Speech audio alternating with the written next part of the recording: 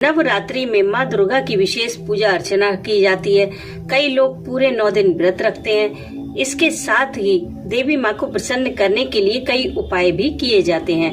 माँ की पूजा में पान के पत्ते का विशेष महत्व है। अगर आप भी माता रानी को प्रसन्न करना चाहते हैं तो पान के पत्ते के आज मैं आपको 9 सटीक और सरल अचूक उपाय बताने वाली हूँ, जिन्हें आप नवरात्रि में कर सकते हैं। पहला उपाय है, नवरात्रि में सुबह सवेरे ब्रह्म मुहूर्त में यानी कि 4 बजे से लेकर 6 बजे के बीच उठकर थोड़ी देर माता रानी का ध्यान करें। फिर पान के पत्ते की जड़ को घिसकर उसका तिलक माँ को लगाएं और वही तिलक अपने माथे पर भी लगाएं। इससे आपके अंदर आकर्षण यानी कि अट्रैक्शन पावर बढ़ेगी और आपकी वाणी और सुंदरता में वृद्धि होगी। दूसरा उपाय है, अगर आपको धन से संबंधित कोई परेशानी है तो नवरात्रि में पूरे 9 दिन तक एक पान के पत्ते पर ताजा गुलाब की 9 पंखुड़ियां रखकर माँ दुर्गा को अर्पित करें। इससे पैसों की किल्लत खत्म होगी और धन आगमन का रास्ता साफ होगा।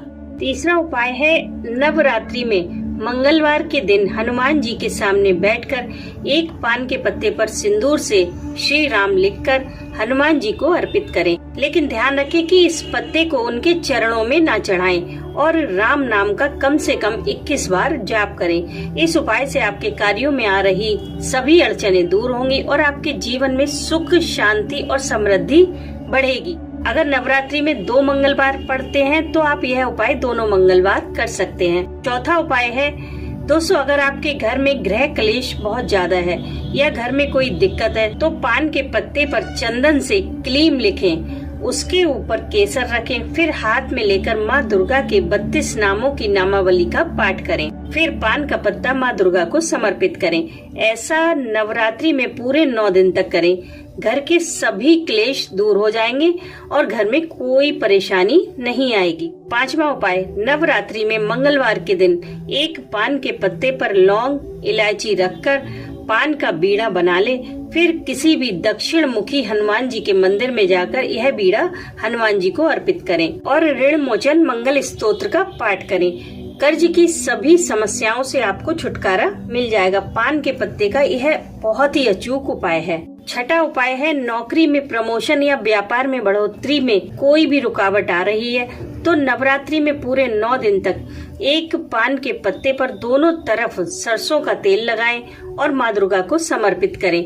रात में उस पत्ते को अपने सिर के पास रखकर सो जाएं। सुबह अगले दिन उस पत्ते को मंदिर के अंदर किसी भी वृक्ष के नीचे रख दें। आपके मार्ग की सभी बाधाएं दूर होंगी और कार्यों में प्रगति होगी। 7वां उपाय है, अगर आप निर्धनता से दुखी हैं, कोई भी काम आपका पैसे की वजह से रुक जाता है तो नवरात्रि में पूरे 9 दिन तक एक ही समय पर पान का बीड़ा माँ दुर्गा के मंदिर में जाकर चढ़ाएं। एक पान का फ्रेश पत्ता लें, उसमें 1 जोड़ा लौंग, 2 इलायची, कुछ गुलाब की पत्तियां, 1 सुपारी, थोड़ी सी मिश्री रखकर एक बीड़ा बनाएं और उसे प्रेम से माँ दुर्गा को भेंट करें। लेकिन ध्यान रखें कि बीड़ा आपको अपने हाथों से ही बनाना है और एक निश्चित समय पर ही मंदिर जाना है।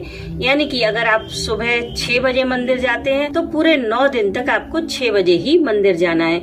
अगर आप 8 बजे मंदिर जाते हैं तो पूरे नवरात्रि में आपको 8 बजे ही मंदिर जाना है। इस समय का आप विशेष ध्यान रखें। 8वां उपाय है, नवरात्रि में पान के पत्ते पर कुमकुम से ह्रीम लिखकर माँ दुर्गा को अर्पित करें और सप्तश्लोकी दुर्गा का पाठ करें। ऐसा आप पूरे 9 दिन तक करें। 9वीं के बाद इन पत्तों को अपनी तिजोरी में रख लें, जहाँ कहीं भी आप अपने पैसे या जेवर वगैरह रखते हैं। इस उपाय से दरिद्रता और घोर आर्थिक संकटों से आपको छुटकारा मिल जाएगा।